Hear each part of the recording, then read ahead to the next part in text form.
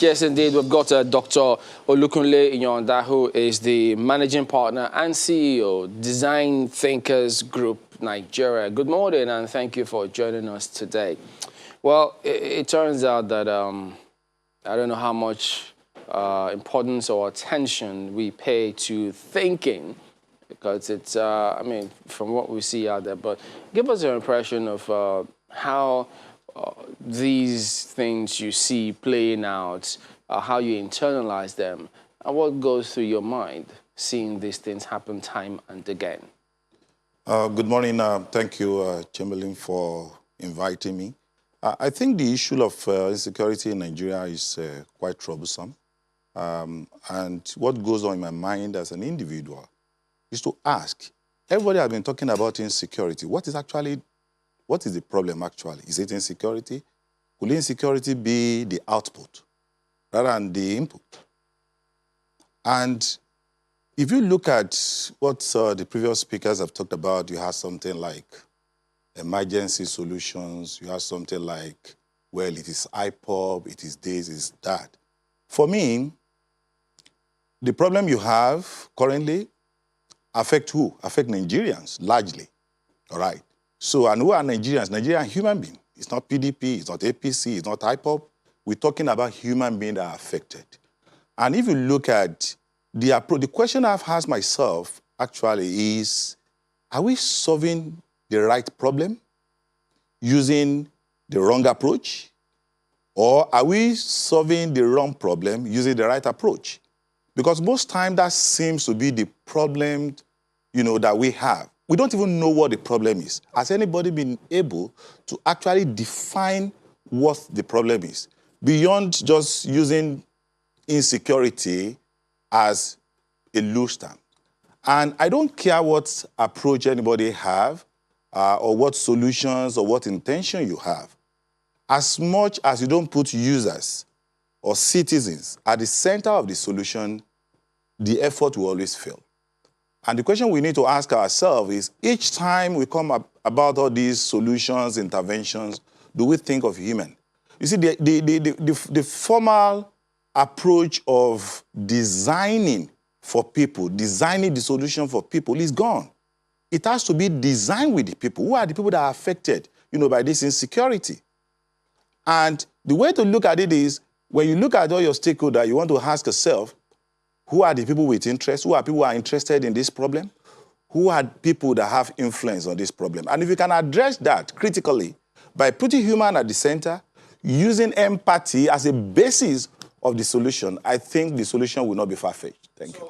From what you've seen, have we been able to identify the problem? Or is it that we are playing the ostrich, or something is getting in the way of us having identified the problem, and as such, we can't execute the problem? Or is it that those who have identified the problem are in the minority and cannot influence? Or what do you see? I think we are playing the ostrich. The problem has not been identified. I do not think there is any user-based assessment or citizen-based assessment that have actually shown what the problem is. Because when you talk about insecurity, so many things could have contributed to it. It could be the issue of unemployment, which some people have talked about. It could be the issue of exclusions. Because if you are in a situation where there is exclusivity, in which some people feel that they are discriminated, then there's going to be violence. There's going to be agitations. Because we started Boko Haram 2009, all right? So it's about 12 years now since Boko Haram. But after Boko Haram, look at have we solved anything? Look at every other thing that has happened. The issue of banditry, the kidnapping has become a huge commercial venture, in Nigeria. So why are people kidnapping? Why are people killing? Why do you have the banditry that you have in our society? These are things we have to look at. Is it because they don't have jobs? Is it because they felt that they were excluded? Look at the number of secessionist groups that we have. You're talking about IPOB, probably you are talking about Odua Republic, probably you are talking about this. Why are these agitations? So except we look at all these things, then we are just scratching the surface. But aren't they glaring from what we've seen. All of these groups you've mentioned, different states have one thing or the other. Then there's question about policing. Security agencies, the vice president has spoken about that. Governors have spoken about unemployment rate, how high it is. So, and they glaring problems in terms of, and the options glaring in terms of what we need to do to address them.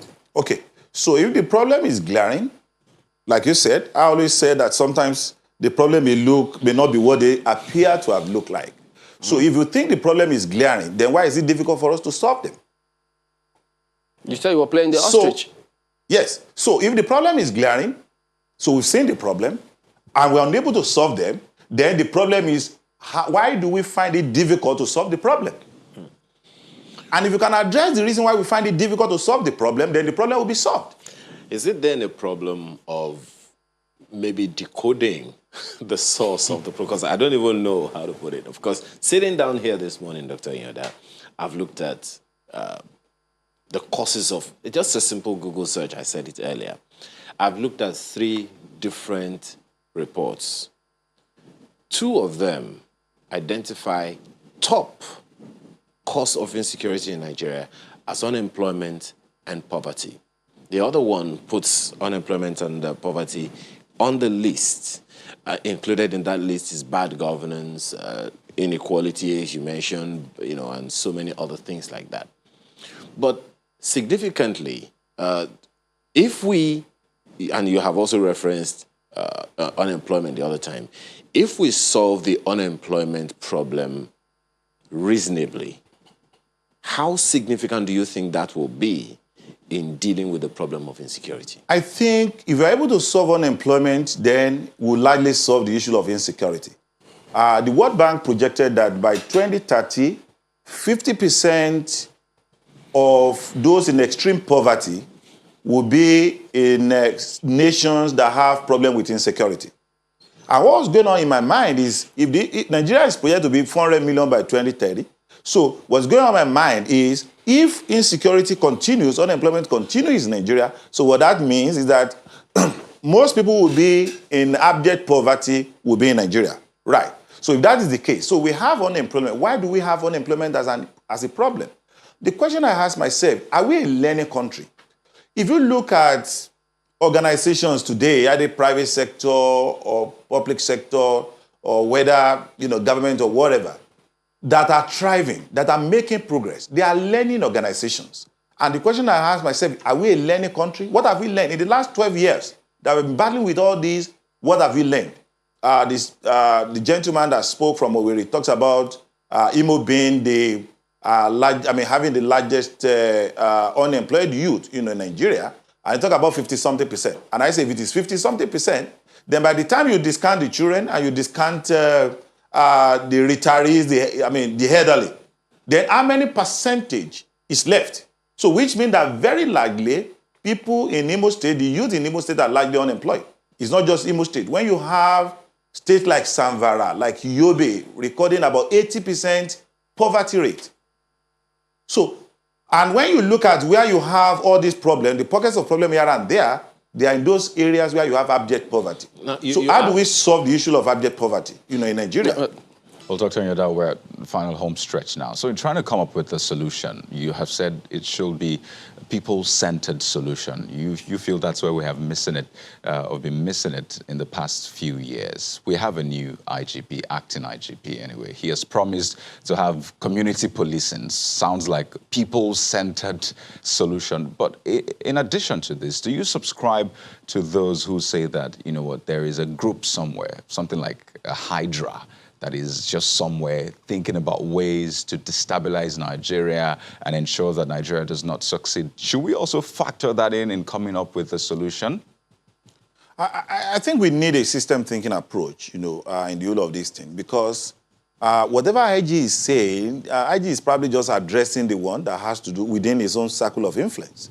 You ask yourself, you have the insurgent, the bandits and all of that, and all of them have sophisticated weapons that probably the army doesn't even have. So how did those things get into the country? Don't we have people who are charged, to protect our borders?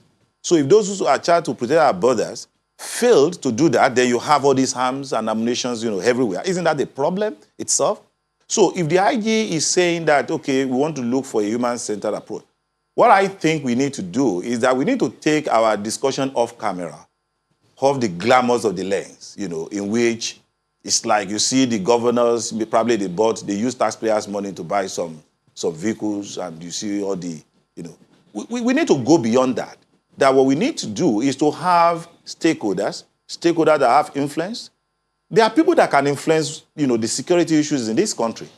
And there are people that have interest. I'm interested in it. Why am I interested in it? Because I'm a Nigerian. If the road is not free, then you're going to be interested in it if you know that your life is not protected. So is it possible for us to say, you know what, let's take all these things off camera. Let's get, a multidisciplinary, group of people who will really sit down and come up with a framework. And this must have, it's not just the military, it's not just the police, it's not just other law enforcement agencies, but we are talking about people, Nigerian people.